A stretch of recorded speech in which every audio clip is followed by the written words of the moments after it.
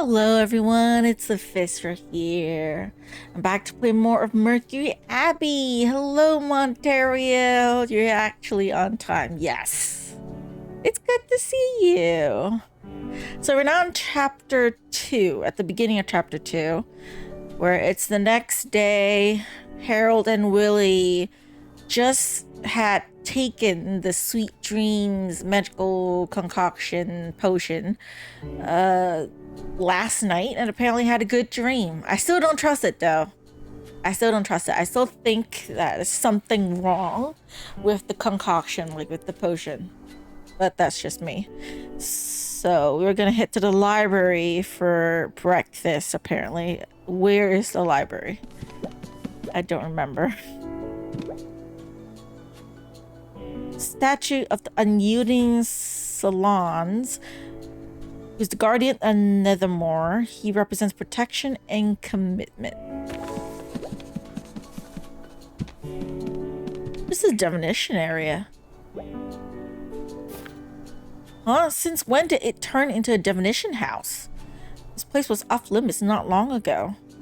Looks like Madame Solomon. I thought they never finished the refurbishment. Gray-haired youngster, why don't you come in for divination now that you're standing at the fork of destiny? The breakfast haven't arrived at the library yet.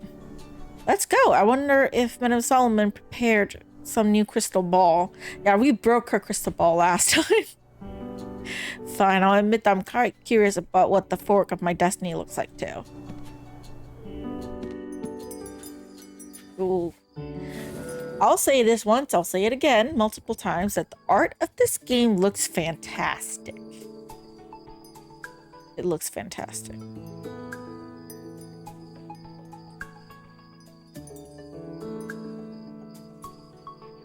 Okay. Oh, the wonders of destiny, allowing us to meet again in the currents of fate. Good morning, Mr. Harrod. Is it fate? I thought you were calling us in, Madame Solomon. Sense of unease is circling around you. Do you still remember that Madame Solomon said she'll perform another divination for you? Of course. I remember. It's just that I'm worried. What about break another one of your props? Those aren't props. They are relics of the boiling sea. But you're right. Crystal balls aren't the right fit for you. I'll use a different method today. Umbla Vasali, come, let the vagaries of fate reveal its direction right now. Follow your heart and pick your favorite card. Is there a difference? Okay, the thing about this game, I feel, is that because you can't save whatever you want, whatever you pick, just, it's like, that's it. So I don't know if I'll change my fate from what I picked.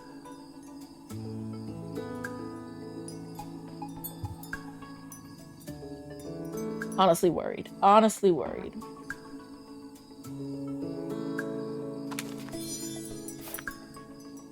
Let's see. It's the lonely chaser of light. Please protect the faintest glow even in the darkest time. That's your seed of hope. Don't let the darkness overcome your light. Just hope they won't overcome my inspiration. I don't quite understand it, but thank you for your divination, Madame Solomon. You'll understand it once the time is right, great-haired youngster.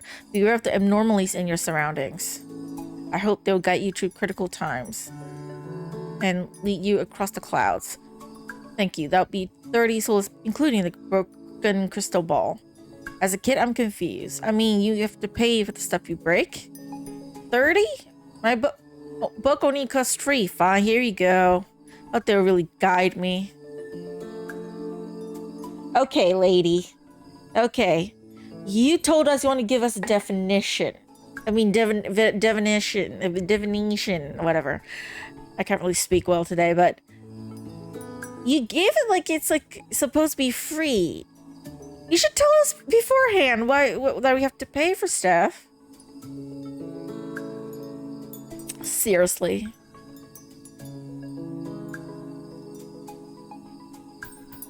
About the boiling sea. Madame Solomon, I understand the temperature is kept at a comfortable degree in the main building, but don't you think it's a little cold to stay in that outfit? In my hometown, Boiling Sea, we don't like to be wrapped up in clothes that are too thick. Besides, this traditional outfit increases my credibility. This is Iriga's iconic outfit, but what really makes people remember Boiling Sea is fortune tellers. I predicted that Madame Sullivan will have to wait a few days before wearing her new mantle. Maybe I should make winter arrive sooner. Oh, please don't, Madame Solomon. Children will catch a cold if the temperature drops too quick. Okay, location of the concert hall. Is there any particular reason why you choose here of all places to perform divination? Evil lingers in this space, and this concert hall is doomed for unfortunate things to take place. Most importantly, this is on the way to the dining room, which helps with increasing my customer numbers. Look, I performed divination for a couple of them already. Like, great, Madame Solomon, you should know how to plan for your business. Just to earn a little extra cash, no harm there. People pay to see their fortunes, and Madame Solomon needs to maintain her psychic powers through divination. Okay. It's nice speaking with you. We'll leave you alone for now.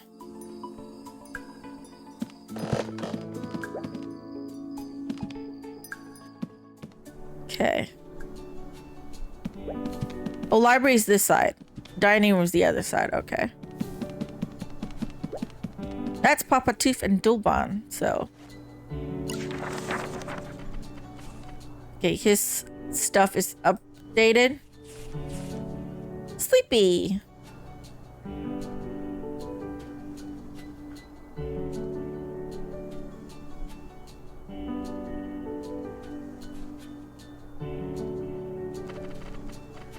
Okay, Papa Tooth. This is the director. His life. All the new characters that we've seen. Since Papa Tooth is here, I'll read about Papa Tooth. Robert Tooth, Otter 50. He's a handyman, fisherman. Country life. Okay. Everyone in the Sheer Village was terrified of the curse when they first started to recruit staff. Only Papa Tooth was attracted due to the generous pay and became the very first employee. After a few quarrels with guests, they reassigned him to do all the logistical work, including the cleaning, goods, transportation, gatekeeping, etc. And he's based on the otter. Information on that. Okay. We see another person with the guy. It was a doctor.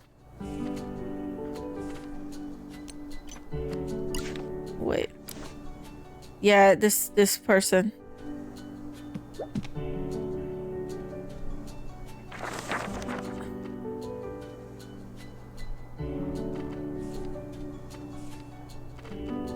Dolban.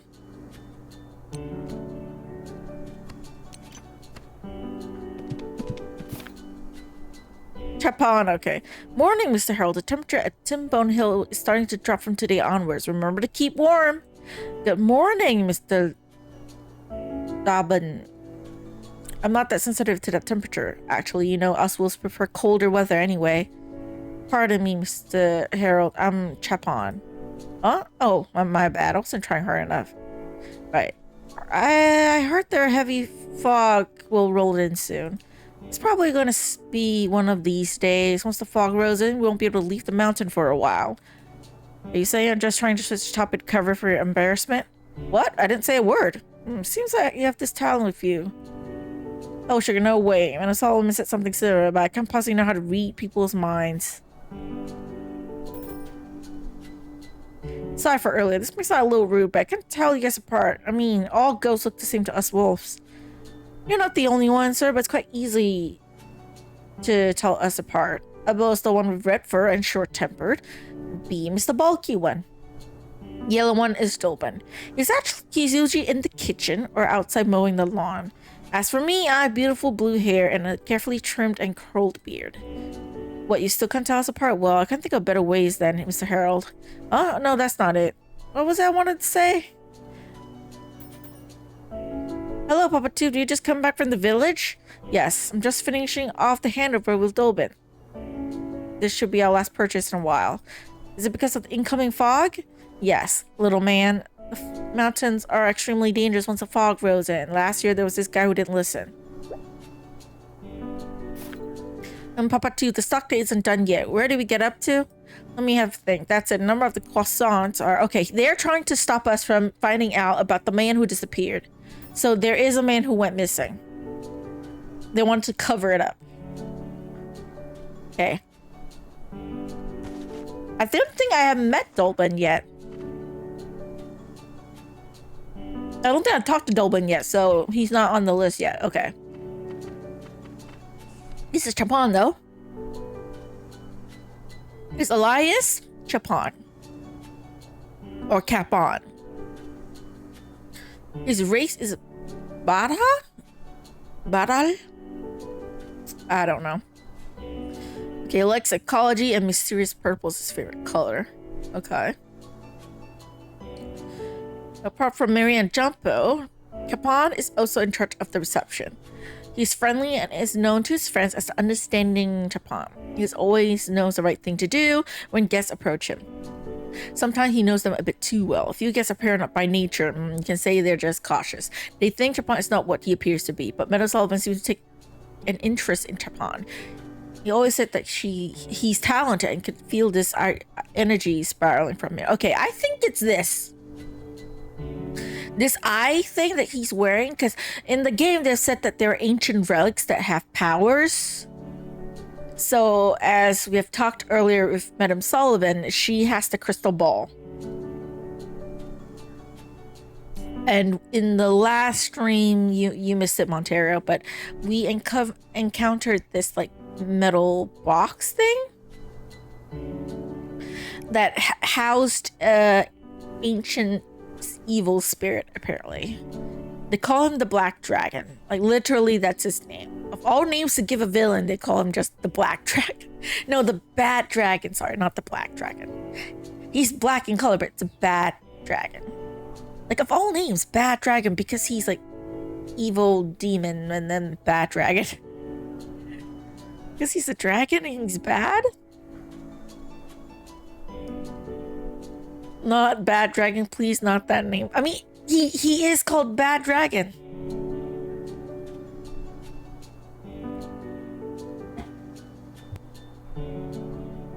He's a spirit, but that spirit, like, demon is like, not my time yet. I'm gonna end the world next time. Adios. And then he just left. He's like, I overslept, man. I gotta go home. And then he's gone. Yeah, I don't know. I don't know what the reference is. Sorry. Different countries, man. Okay.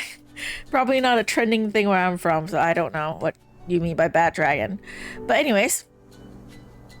Okay, we read up on Chapon or Capon and Toph. Right, Toph. Papa Toph. Okay, unlock some photos. Okay, this is the director and this strange guy with red eyes. They all have red eyes. They say the exposure is wrong, but I don't think so. It's a website. It's all you after that. Okay, I don't know, and I'm not gonna look it up. All in costume masquerade ball.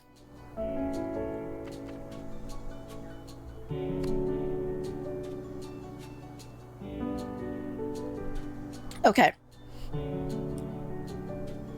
I talked about Bad Dragon. And then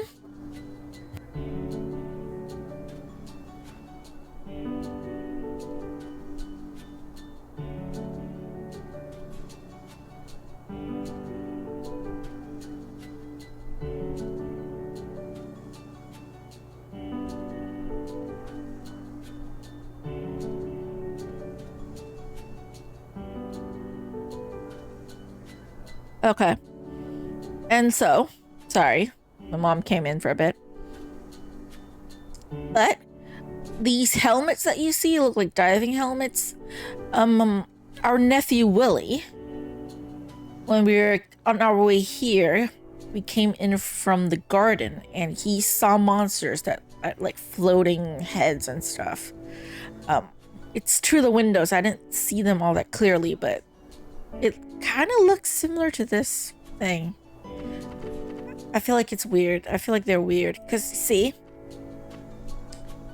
we met Marion. The first time we met her, she had red eyes. At night. And she looked like really creepy. So I have a feeling they're like, experimenting with stuff. But the art looks really good though. Like the game has a lot of lore. Like if you're interested in the games, like the world lore, there's a ton of these. Carnivorous birds. But yeah, there are way too many though, like stuff in the game to read. Because as you all know, there's no voiceover in the game at all. And my throat kind of hurts if I read everything. Like I'm tempted to read everything, but my throat doesn't want me to.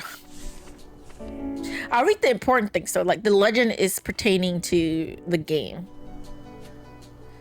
Like stuff that you should know, okay.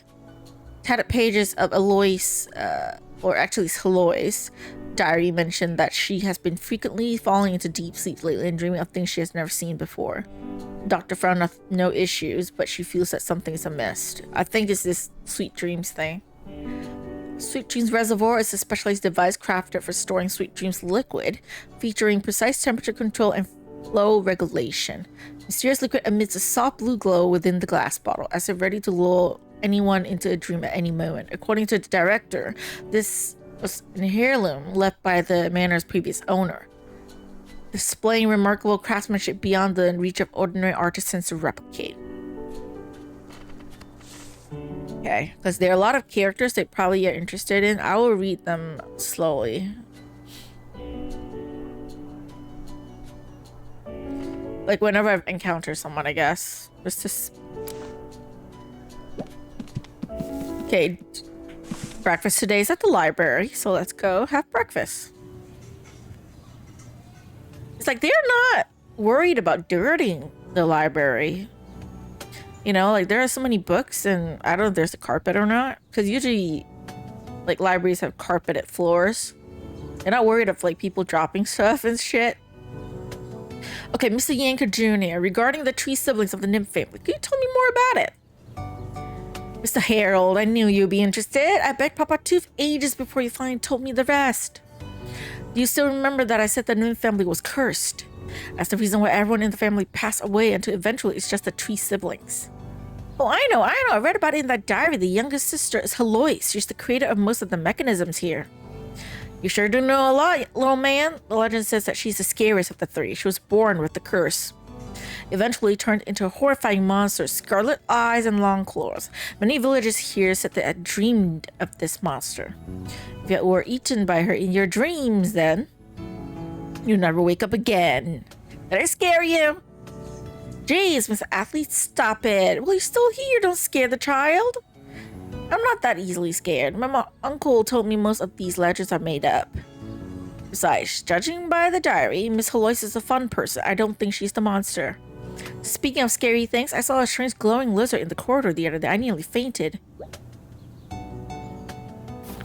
Lizard? It's probably one of Mr. Rahimi's lizard. It was hiding in the corridor. Mrs. Peg, do you know that lizards are a symbol of good luck? To me, they're more of symbols of bad luck. That's it. I can ask Madame Sullivan for a definition. I wanted to go ask her to predict our team's performance for the upcoming season. She should be in the should still be in the concert hall. Let's go find her. Sure. Do you have any plans for the morning anyway? I'll see you around, Mr. Harrod, Cutie Pie Willie.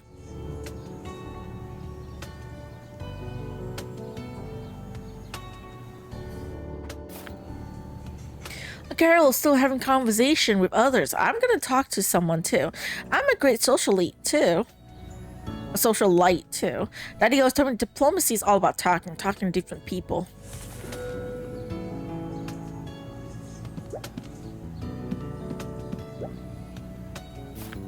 The chief and uncle are talking nonstop about his adventures on sea. Looks like the chief has lots of fun stories. I want to listen to them too. Do you know when the ship approaches the polar zone, you can see this fascinating view of light above the falling from the sky, curtaining your surroundings. Is it the aurora? I only read about it in books. It must be amazing to see it with your own eyes. It was mind-blowing. If only I can see them in the theme park, you know? I'm actually here for my theme park. Oh, so that's what you and Miss Marion were talking about the other day. Ah, it's you, Little Willie, yes, to build a theme park. Not only do you need a lot of money, but you also need excellent mechanical technologies. I came here to meet that famous mechanical design expert, Dr. Fly. You mean the mechanical design expert from Etel's City, Dr. Fly Love? I heard he's very secretive. Not a lot of people know what he looks like. Yes, him. Heard through the grapevine that he's been staying here at the Centaurium due to health conditions. It's unbelievable. If the information out there is correct, Dr. Fly Love should be quite old, and the only one who fits that criterion would be Mr. Rahimi? That's exactly what I thought, but whenever I ask, he denies it and tells me to go away. Peculiar personality. Someone makes me feel like he is Dr. Fly even more. Gotta find a way to have a chat with him. Should I ask about the theme park? Hey Chief, when is the theme park going to open? We're far from opening. As I said, my original plan was to meet Dr. Flylove first and ask him to become a technical specialist. As for the funds, let's just say we are so a little short. Can you go to Uncle Hornbell for funds? Uncle Harold said he's a financial advisor. I don't like the mean guy. Besides, I always end up listening to him talk about investment projects instead. Daddy took me to a cruise right before. I think the sea is a blue tablecloth that stretches endlessly. Don't be fooled by its appearance. The sea is an unpredictable and mysterious fella. Whatever you learn on land doesn't work on a sea. Things beyond the knowledge happen all the time. It gives me chills whenever I think back on it. Scarier than waves and storms, or is it the monsters in the deep sea? The more you know, the less you know. Those things deep in the sea are way more frightening than usual natural disasters. I kind of agree, because the natural disasters, like as scary as they are, you can learn all about it, right? But things under the sea, we don't have the technology yet to actually fully explore the sea. So there are creatures that live so deep in the sea that we don't really know about yet. The ones that we do know of, that we have like seen a little bit, they look terrifying. Like the anglerfish, I think it was what it's called, anglerfish. The one with a light bulb in front of it or something like that. That looks terrifying. You cannot tell me that's not a monster. So I truly believe that monsters exist in the world. We just don't see it often. It's like the deep sea, man. It's scarier like than anything. Okay, I gotta find someone else to talk to. All right. It's the world map. Whoa, even have mini balls behind highlighting each continent. Like the Great Palm map. Will it take a look? Here's the continent we live in. Sanahal. On the other side of the ocean is Namjabber, with the famous Maelstrom in the middle. And that's, whoa, Willie, you know your stuff. I'm like, me, I'm not good with geography. Can't even tell which direction is which. Did you know? The great adventurer Polo Molo. Polo Malo? Is this a play of Marco Polo? Polo Malo brought back the very first world map from the east. Polo Malo, I don't know who that is, but it sounds like a perfect name for lemon pie. I'll use it to name my new fruit cake. How do you put the bulbs in there? I don't see a switch for it. You can't open it from here. When we arrived, most of the bulbs were broken. Couldn't find a way to open them. Thank goodness Miss Marion came in the end. She spent ages upstairs and found a way to open this map through a sculpture of a bird head. This must be one of the mechanisms left by the ex-owner. It would be so good to open it and see what it's like behind the map. Don't run off too far. The second floor of the library isn't open to the public yet.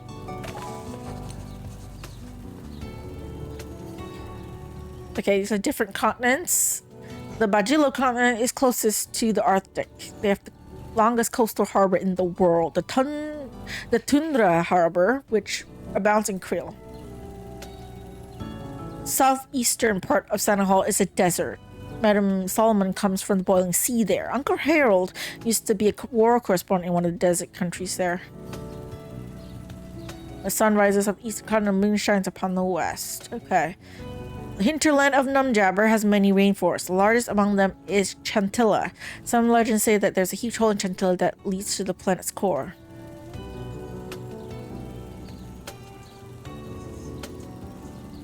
Largest country on the Dunsing continent is called Laches. And its capital is nothing. Addie told me their country is called Kyoka and Safalo? What's this, a third millstone? This map looks a little different in the maps now since it's so old. Storybook says a giant monster sleeping at the bottom of the sea, and its snore created the millstone. Okay, since we talked to the chief and then the maid, we learned a little bit about her. Okay, we read it out. Maid Amy. Everyone at the sanatorium takes up multiple responsibilities, and Amy is one of them. She would help out in the kitchen when it's time to prepare the food, and at other times she was somewhere cleaning. Although she's a little clumsy, Amy has her own way of being responsible. Most guests would refuse her from entering again after the experience with Amy's style cleaning. Amy personally isn't too bothered. In fact, she thinks the guests are being considerate of her. So not a good cleaner, I imagine. Since we talked about Marion, let's read up about it a little bit. Marion's busy day begins the second she wakes up. She has a plan for everyone's work arrangements, coming up with the menu of the day, arranges the dates for when sheets are washed, signing for the deliveries, arrange glass cleaning dates. Not only that, she's the director's secretary. As you can see, her name is put down as the person of contact on the invitation. At the same time, she's also in charge of the clinic in Bridgeside Garden and can treat fevers, colds, as well as allergies. Phew! Marion can never catch a break. Okay, Marion knows everything about the sanatorium, the function of each room, the place of each item, even the unnoticeable compartments. She memorized everything. That is only the basis of a staff. No, Miss Marion is in charge of everything going on in the sanatorium. After all, no one could have done a better job than her. We also talked to Mrs. Pegg, Caroline Pegg. Mrs. Peck and her husband are both from a small town up north. It's just nice to think about it when kind souls get together. They used to run a screw nut factory together. However, the sudden outburst of war contributed to their cooperation with the military. Just like that, Mrs. Peck and her husband became rich overnight. This is the Yankee Jr. It's not an exaggeration to say that Yankee Jr. was destined to become a Pall Ball athlete. His grandfather was one of the earliest members of the national team. His father and uncles all have been the celebrity athlete of their local team. Morning always begins with a jog, where you can enjoy a moment of peace racing with the rising sun. Sometimes it does rain, but that's all right. A qualified Pall Ball athlete is not easily affected by external factors.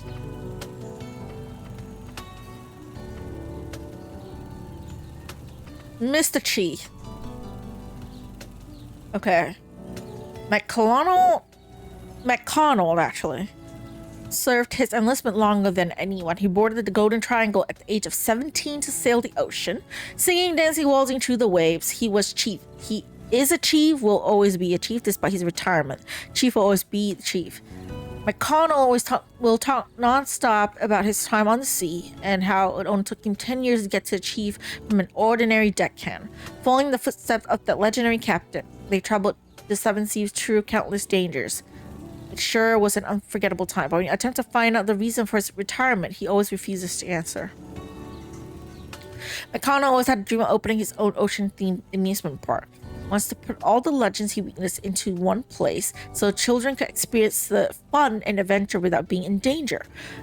We're talking about monsters on the North Sea, ruthless tempest, miraculous view of during the trilunar glory, the aurora waves, and of course, all-time classics, pirates. Okay, there's some people that I've not met yet, obviously. A lot of people I've not met yet. We'll get to there eventually.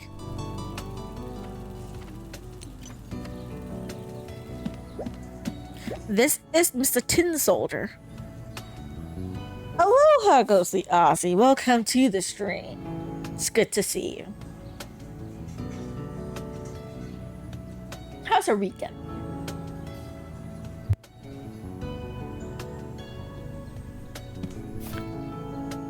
Mr. Tin Older. Oh, they said Tin Oidier here, but it says Tin Soldier at the bottom. Typos. Okay, what are you staring at? Oh, it's you, little Willie. Hello to you too. I'm looking at my Amelia, you see.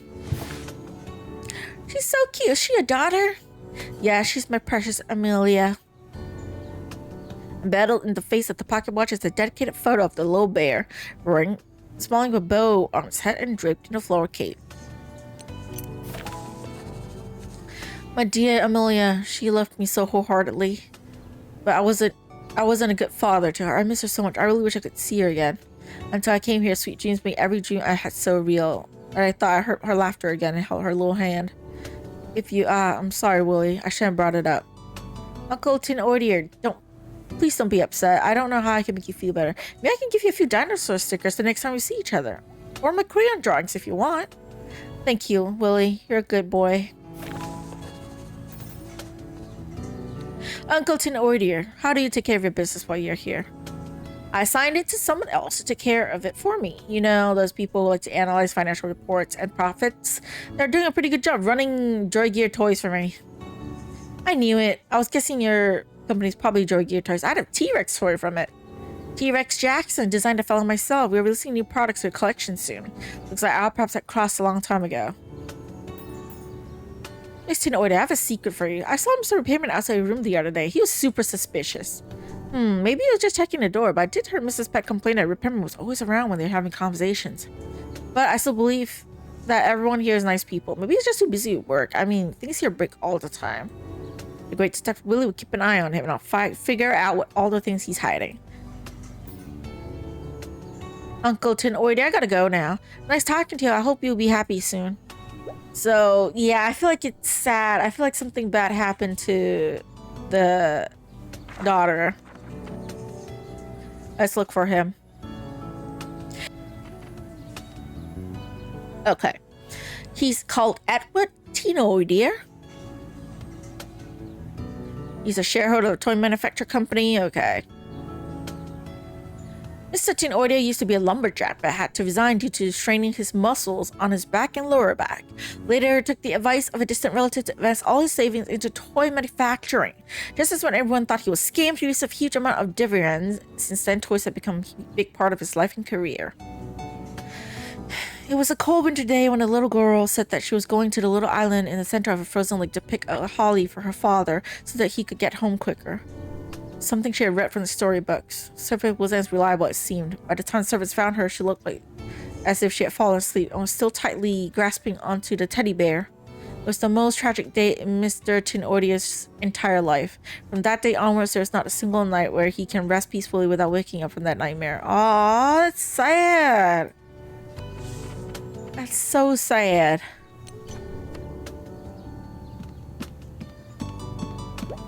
What's the hornbell? Stop running around, boy. Keats these days are really noisy. I'm not noisy. You're the one making a scene in front of Mr. Director. A pup of character. I wonder how you even got the invitation for this place. This retreat is clearly way out of your league. I heard your uncle's book isn't doing that well. Firstly, open your eyes wide and see clearly for yourself that I'm a wolf. Secondly, it's none of your business how we got our invitation. Thirdly, my uncle's books are doing great. They're definitely on the process of shelves once he publishes them. Due to the growth of radio, the return rate for the publication industry has continuously decreased in recent years, and their market share seems to be reducing too. Besides, I trust your naughtiness doesn't help your uncle with his progress. As a financial advisor, I reserve my opinion on your expectation. Stop blabbing on about return shares and other things I can't understand. Believe it or not, my uncle's stories all come from his adventures. Kids are kids, and I hope you experience some kind of adventure here to help with your uncle with a big kid. Well, with how things are going at this place, I am sure there's gonna be a story, because this place is shady shit. Why are you always so mean to others? Shouldn't someone like you know the better rules of socializing? Interpersonal skills are useless to people who matter. Actions always speak louder than words. Besides, I'm not mean when in front of my clients. As for you, why do you talk to me as if you don't like me? My dad always told me it's a challenge to talk to people you don't like. You can water flowers with clean water, but muddy water works the same. Well said, and exactly why you should learn from your dad. Stop following around your uncle all day. Well, my uncle is great. Thank you very much. Let me tell you, I do understand about return rates, investment, financing. People always go up to my dad at dinner party and talk about it. I think consider investing in theme parks. funny. You must be talking about Chief Plan, huh? You better not be like him and talk flights of fancy. Speaking of your dad, maybe he's in need of financial advisor. What does he do? I'm not gonna tell you that. Children, you don't need to tell me. I already know you're a diplomat's son. Your dad should be on an airship down south right now. How do you know? It's supposed to be secret. Someone like your dad will always be a center of attention no matter what he does. You're just fucking mean. I don't like you. Asshole. I don't want to talk to him. Mr. Hornbell, Warren Hornbell. As a veteran of investment, Mr. Hornbell is extremely sensitive to the flow of assets. He's known for his boldness through a couple of risky investments. And something that is also known about him is his mean personality and his sharp-tongued speech. Modesty is non-existent when you work in finance. Espressos are the things that keep Mr. Hornbell going. Never-ending work, you have to deal with subordinates who are trying to replace you and you have to serve those rude clients. Here's the thing, that's no excuse. Okay, modesty is non-existent working in finance. Come on, there are people that I know who work in finance and they're not mean people. Okay? You learn the art of communication, okay? You're just terrible at shit, alright? Assistant Bella. Miss Miranda is so beautiful, even in her sleep, but thank goodness she wakes up so late, so that I can have a little time to myself. Morning, Miss Bella. We meet again. Hey, it's our cutie pie Willie. I don't really understand why Miss Miranda doesn't like children. You guys are the cutest. Yes, it's me, the great Willie. Are you here to grab breakfast for Miss Miranda? Also, as someone who deals with kids on a daily basis at the moment, okay, maybe not kids, teenagers, but I will say this. Having witnessed a lot of teenagers and kids at like Chinese New Year celebration, I can't understand why people don't like kids. Now, if you teach your kids to behave, nothing wrong with them. Okay, if they behave well, everyone likes a kid who's well behaved. But if you just let your kid run around yelling, screaming, destroying stuff, and not really like calling them out for it, punishing them or disciplining them, they're annoying shits. I experienced that when I was at Chinese New Year. Like my little cousins, I guess. Well, are they really cousins? Hard to say. But yeah, the little kids, there are quite a few of them, and the parents, from what I've noticed, never discipline them. They're constantly running around like trying to bang on the walls and stuff, and they never stop. Like even if there's someone in front of them, they don't stop. They just keep going. It's just so freaking annoying. It just pisses me off. Hush, lower your voice. I can't let anyone else know that Miss Miranda is here. Well, I think everyone already knows. But I said before and I'll say it again. Don't worry, I'll keep it a secret. Some of the kids just be like that. Yeah, but that's the thing. Like, if you... Like, I know kids can be kids. Like... But parents need to call them out. The problem here is not just the kids, because kids can be kids. Sometimes they don't know any better, right? But the parents were not like calling them out. They're not disciplining the kid. So the kid is going to like bother other people. They're like bang on the walls. They might like destroy stuff. It's not their stuff. It's not that house. The kids are not from that house. It's another person's, another relative's house. It's like if it's your own house and you're making a mess out of it, I'm not going to say anything. It's your house. But you're at another person's house. It's not your stuff that you're dealing with, right? The parents should call them out. Educate them. I got so annoyed that I had to call out the kid, be like, hey, like, stop it. Stop. You're going to, like, bang into stuff and shit. Like, they're just so annoying, man. I swear. And because I work in a school where I might be the IT engineer, but the kids at school see me as a teacher. So they don't bother me, and sometimes like when they're too annoying, especially when they have so much problems, they come up to me with the littlest of problems. I'm like, I have to question them sometimes. For example, forgetting passwords. The amount of times the students forget their password is so fucking insane. I don't know why they don't write them their password somewhere or something, because like I can just like reset their password Like today, for example, they can come in a couple of hours, or the next day and the day after. Like they keep coming, and then it's like, how do you keep forgetting a password? What are you doing? You remember your gaming account passwords? You remember that, but you forget your school password, like. And the longer I work with teenagers, the more I'm like, I don't want kids. Way too annoying.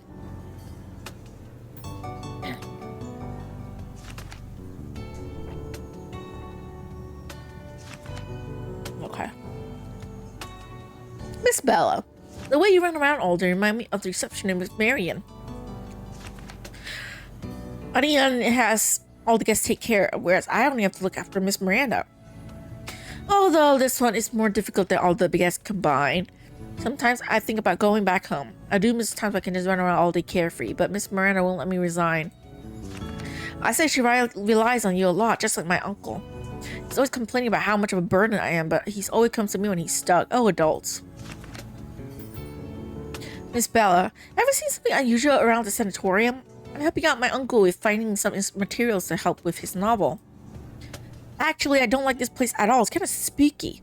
But Miss Miranda isn't worried about all the stories that are going around the guests. But if I have to say, one night, I'm sure I closed the windows properly. But when we woke up, they were open. And Miss Miranda's earrings have disappeared. Miss Miranda was so angry because they were her favorite turtle earrings. She kept on saying that I forgot to bring them with us, but I'm sure I packed them into our suitcase. Miss Bella, that must be what works at the nymph. Maybe they opened the windows and snuck into your room. Really? Maybe they took the earrings too. I need to tell Miss Miranda about it. It's nice talking to you. Okay. So Miss Bella. Assistant. Bella Jones. Totalis Dome City is a big and bustling place. Young Bella left her hometown a couple years ago and arrived in this modern city. She worked herself to the bone to stay here. There isn't a single job that she had not tried. Laundrywoman, scribe, chef, childcarer. One day she received an unexpected interview invitation from the position of Miranda's assistant. She was overwhelmed with joy, but little did she know the only reason this opportunity landed on her was because no one else wanted to work for Miranda. People always mistake Bella for someone weak or timid because based on her physique, but in fact she has a bigger heart than most. Bearing Miranda's temper is not an easy job. She gradually learned to enjoy this job and built a subtle balance with Miranda. No one else could stay near Miranda for an entire day, but she could and stayed for a staggering 9 months. Now Miranda is the one who's dependent on Bella because she knows she can never find someone as good as Bella. Okay, at least she appreciates her worker. As terrible as Miranda is, she at least knows to appreciate her worker. So that's good. Alright. Last person to talk to is Lulu.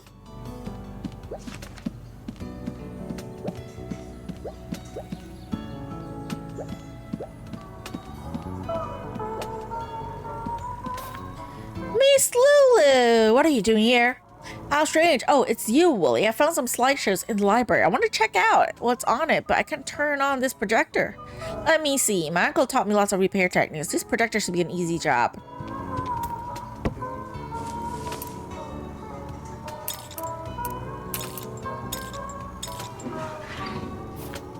Yep, seems like the bulb is loose. We only need to tighten it. Oh, there's a note here. Another one of Haloy's diaries. Huh, there's a secret passage in the library. I wonder where it could be. I discovered this secret passage a while ago in the library. Led me to the concert hall.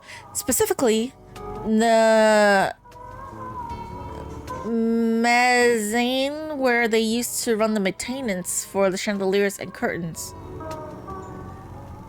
But we rarely hosted any ball ever since the family's downfall. I secretly renovated the entrance so I could pull out a trick or two to scare Fenrir. Sorry. Not a common name. Honestly, I think he's in desperate need of loosening up.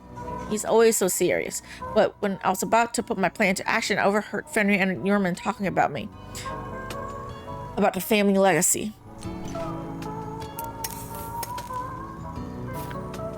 Bob lit up. I deserve a pat on the back. That's amazing, Willie. I'm so clumsy.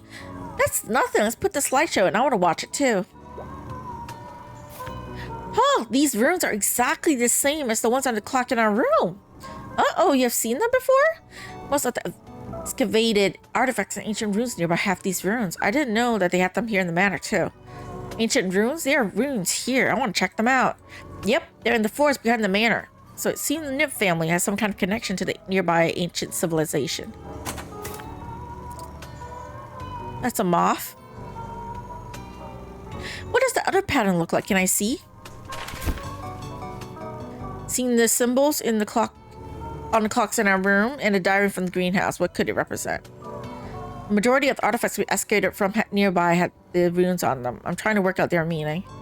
These ancient runes often contain multiple meanings. Require a large number of comparisons to reach conclusion, but as of now, we don't have enough samples.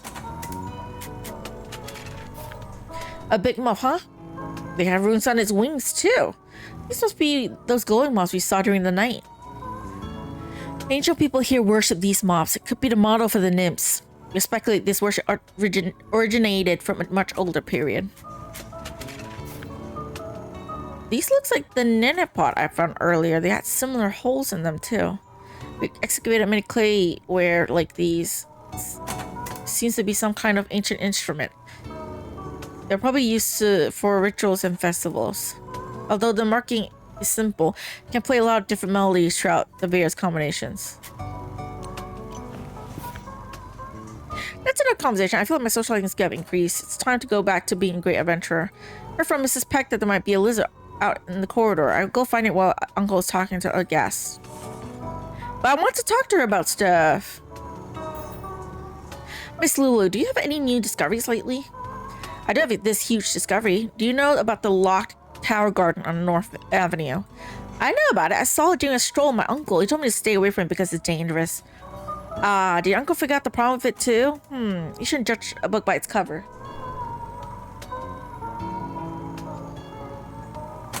He didn't say anything else apart from telling me to stay away. Adults are so annoying, telling you can't go here or there. Your uncle isn't joking about that place. That maze was built by fortune tellers from the boiling sea. Not only did they build huge maze, they also cast an ecstasy spell on it. But those mazes with spells on them, there's no way out of it even if you have a map of it. There must be something great within. But judging from how long the manor had been abandoned, the spell might have worn off. Maybe no, I can't go in there. I should report it to the Institute first.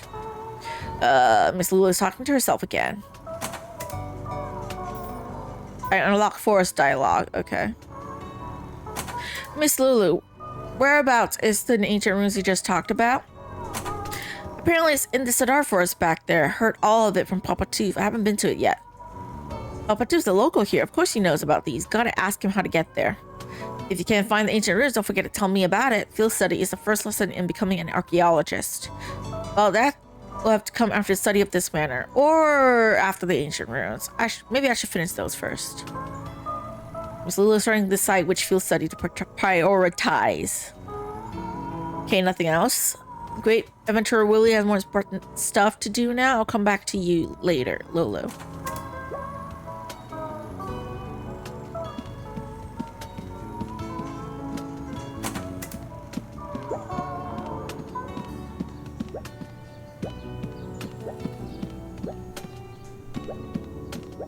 I need to leave the library. Leave the library. Are you sure I want to leave the library? Yes. Let's go! Today is the new assistant day. Independent adventurer Willie shall embark on a solo adventure. Little lizard, here I come. We should have told our uncle where we were going for sure. Come on, little lizards, come out. Yeah, he's gonna have something happen to him. Blue little lizard, glowing little lizard, where are you? Hey kiddo, what are you doing? You've been sneaking around for quite a bit now. Okay, he follows out. Okay, good. Good. You didn't leave the kid alone. Great. Nobody's sneaking around. I was just getting ready to look for Mr. Arhimi's little lizard. Besides, you just stay in your room, write stuff all day. That's so boring. I'm sorry. I was on a winning streak for writing this past couple days, but the sanatorium's only so big. We've been to all the places we can. That's it. I heard Miss Lulu say there are ancient ruins in the forest behind. Let's go and check that out. Ancient ruins? I think I heard Mr. Jumpo mention it before as well. Maybe I could get some inspiration from it too. It's decided then. Our plan today is to look for ancient ruins in the forest. Let's see. Which gate should we take to the forest?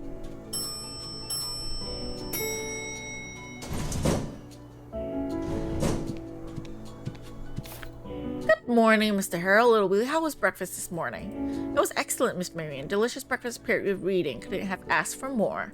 I'm glad you like it. Are you planning on going back to your room to carry on writing? Not today. I'm taking Uncle into the cider forest for an adventure. I heard there are mysterious ancient ruins in there. Aren't you adorable? Yes, there are some broken ancient ruins in the nearby forest. You're not the only ones who are interested. I want to take some photos of the ruins and show it to Mommy. I might even find ancient treasures. That is one thing. Lately, Mr. Director doesn't let our guests go into the forest, so I would advise you not to go too far into it as well. It's also dangerous if you lose your way in the mountains. Well, I don't trust the Mr. Director, so fuck him. You keep that in mind. I'm quite proud of my sense of direction. Which would be the best way for us to leave from? The side gate in the West Garden Avenue will take you straight to the forest, but that gate's always locked. I could take you there if you want to. Oh, there you are, Miss Marion. I've been looking everywhere for you. Of course, just as she was about to take us somewhere. Mr. Lyles, how can I help? Miss Marion, I'd like to learn more about investing in the sanatorium. Can we have a chat in private? But I was about to show Mr. Harrod.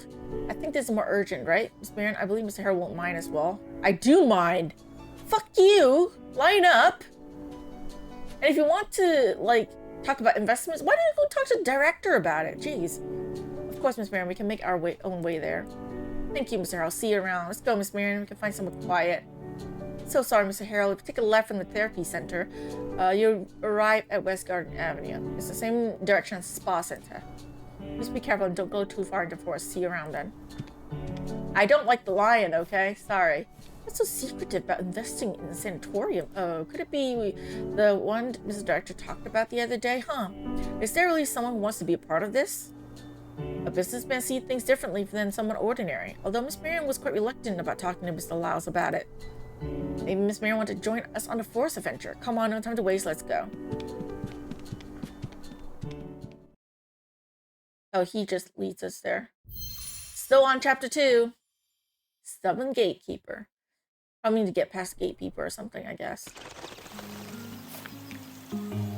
Weather seems gloomy today. It's colder compared to before, too. I quite like this weather. Our ancestors used to live in much colder places. That's why we inherited thick furs, too. You know, quite a bit. Ideal temperature for a walk.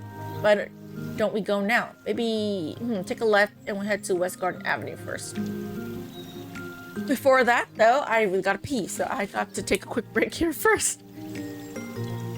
But for those of you who are watching on YouTube, thank y'all so much for watching. I'll see you in the next video. Until then, take care.